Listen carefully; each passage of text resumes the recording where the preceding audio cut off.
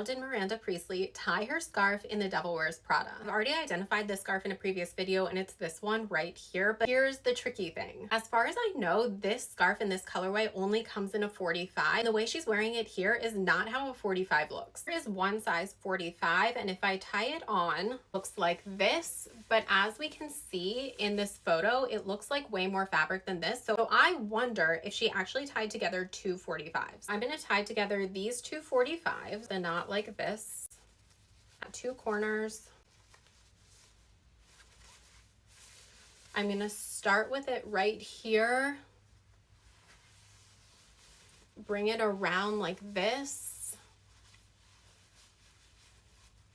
and then I think she just might have this piece wrapped around and then kind of tucked in right here.